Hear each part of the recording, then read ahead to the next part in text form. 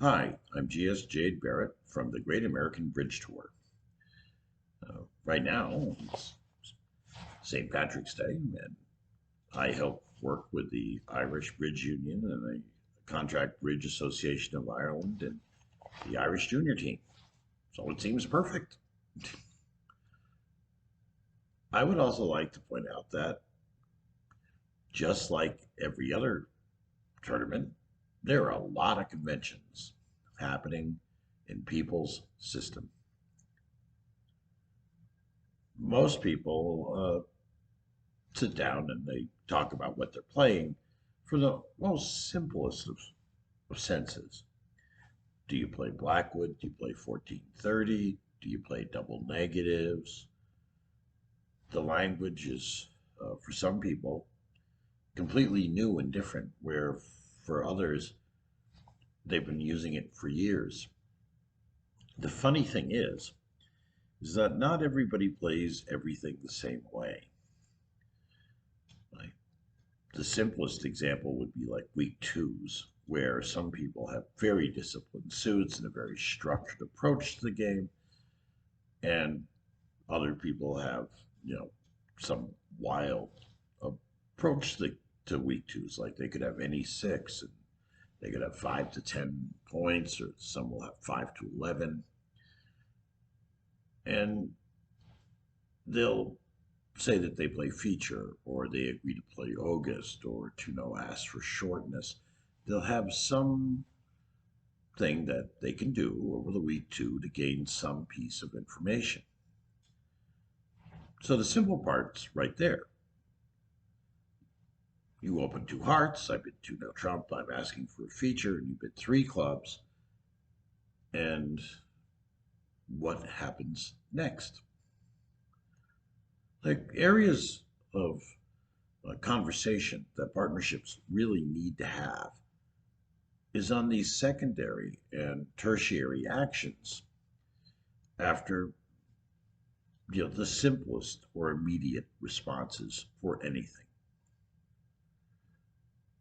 I always suggest to start with week twos because uh, they're very specific and they're easier to deal with because their limitations are built in. They're weak. They're typically 6 cards in length, and usually you play something that allows you to show a feature or to show strength or general strength or shortness. So in my partnerships, the auction goes two arts, two no. That asks for a feature. So I bid three clubs. And usually what will happen is partner will bid, if I have a feature in clubs, like the outside ace or king, that's how I play it. Partner will generally bid a game, three no or four hearts. But sometimes partner has a better hand. And they want to ask for feature and I give them a response. But now the next question they have is, what do they do next? Um, for us, there are ways to ask for shortness or after showing a feature. Or we play 1430, they might bid Blackwood. But what we have are understandings that it isn't just as simple as feature ask, show a feature, bid a game. Stayman sort of works that way too.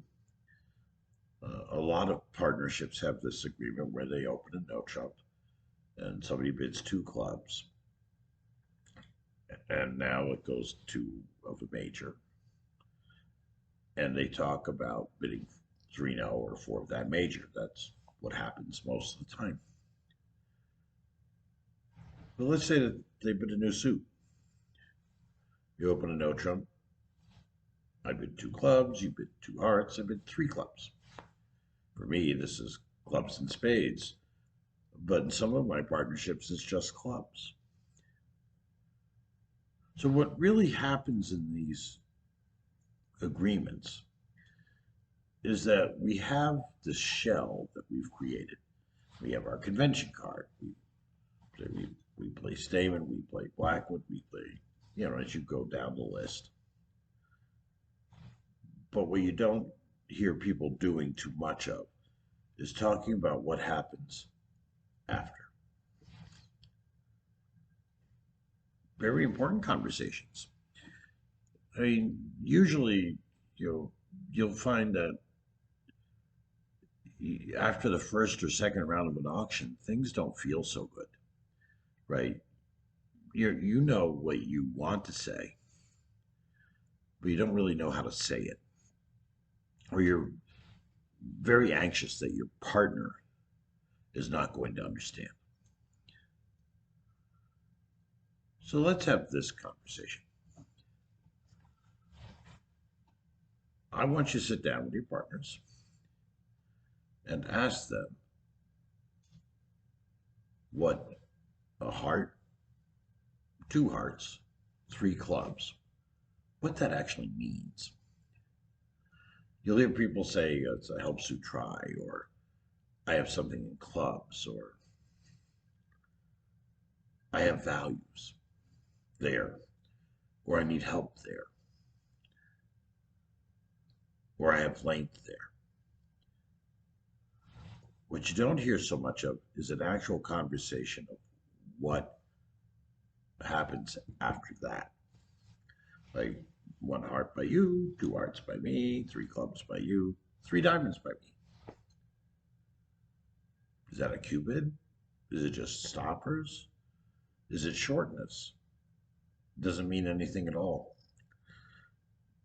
You really want to have these agreements clarified. And they're really important to talk about because most of the game is not just 1, 2, 3 kick. One heart, three hearts, four hearts. One no, two clubs, two hearts, three no. There's a lot of those hands. But sometimes partner doesn't bid the right major, so you have to take this path, or partner doesn't immediately raise. Here's another question. You open a major, partner bids a no trump, you bid two of a suit, and partner bids two no trump. What are you expecting? What do you know? In the era of forcing no trump responses to one of a major, we have a pretty good idea of what 2-no will look like. It usually looks like something like 10 to 12. But you'll have people who get stuck in the idea that it has to show something very specific. Here's my general idea about making the most out of my conventions is that I'm using the convention, like a forcing no trump convention or a week 2 convention, to set a baseline parameter for our conversation. One of the reasons I like 2-over-1, for example, is that in this conventional understanding that if you open one of a suit and I bid two of a suit, like one spade, two diamonds, we are forced to game. As in, there is no stopping until we bid at least a game. We're bidding this way because we need to have these understandings to make sure that we do the right thing, or at least that. One of the problems I have with some partnerships is that you start bidding and suddenly somebody's afraid that the auction's going to end, so they'll jump to a game.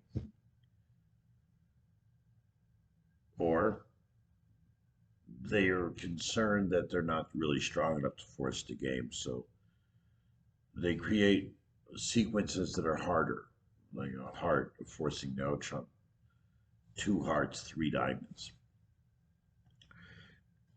Good conversation to have with your partner. Is three diamonds to play? Is three diamonds forward going? How you make the most of your conventions is these conversations. And by the way, there's no hard and fast rule about what's right here.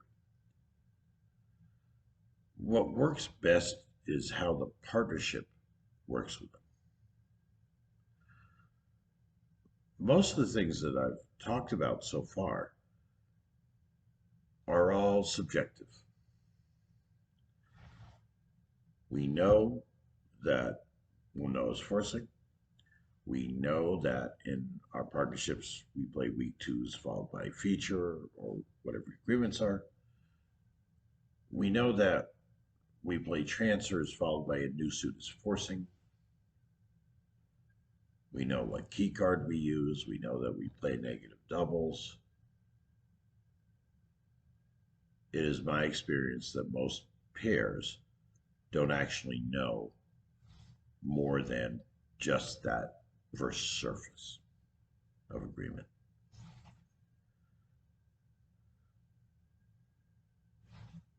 While any one of the great players and teachers who present on these videos and in lessons uh, provide access to information, none of it is as important as the discussions you have with your partner.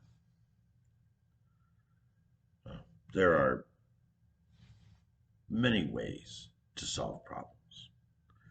There's many conventions out there that are worth playing and some that I believe are not. But it isn't enough to say we play Flannery. It isn't enough to say we play transfers. You need to talk it through.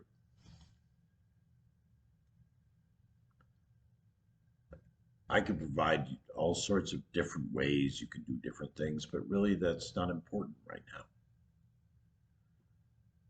Right now, when you sit down to play against the best players in the world, like you will in a North American Championship or your club at home or online, your conversations with your partner are vital. And they should always be forward going, not looking back at things, not looking to assess blame, but to recognize how you're going to cope with similar situations in the future because you're never seeing this hand again. I want to know that if you open a no trump and I bid two clubs and you bid two hearts and I bid three clubs, I want to know that we are going to bid a game somewhere. Some discussions I have with partners are whether we bid hearts first or spades first when we open a no trump because we have different ways of thinking. In my partnerships, we don't bypass five diamonds to the four card major, and I will admit that we are, cave people that sort of dates back to the dawn of bridge time. But those aren't really conventional. Those are style. And you need to understand the difference between style and convention. And also system. System is a collection of conventions. Conventions are devices that you choose to help build your system, and style is how you approach them. And the styles are wildly different. And they vary from location to location. My area of the country, style is a little more conservative. And I live in the Midwest of the United States, in South Dakota. In Ireland, it's a bit more reckless and wild and free. Um, don't play a lot of conventions. They play four card majors, a lot of them. Play weak no trumps, which is something sort of bizarrely just there. Other people play them, but not with the huge number of players who utilize that conventional treatment.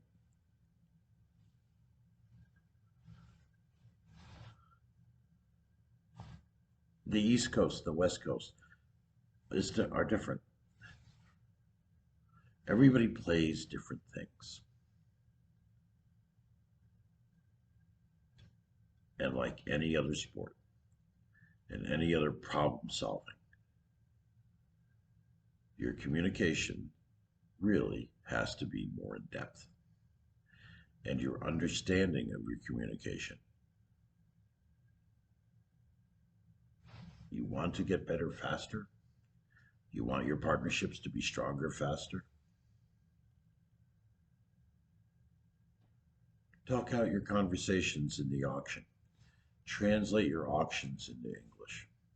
Have a discussion with your partner. Talk to them about cubiting. Talk to them about strength showing. The principle of fast arrival. Yes, we played Jacoby 2-0 over a major. What does that actually mean? What are our bids? What are our rebids? What's the worst hand you can do this with? That is how you make the most of your conventions. Conversations just like that. There are a lot more of these videos and coaching for how to approach the game and thinking about the game on the GS Jade Barrett YouTube channel, and I hope that you take advantage of them. TournamentBridge@AOL.com is a way to communicate with me if you have questions about how to do more with the conventions you already play. I hope you have a great time, and thanks for participating in this tournament and hearing my lecture. Best of luck.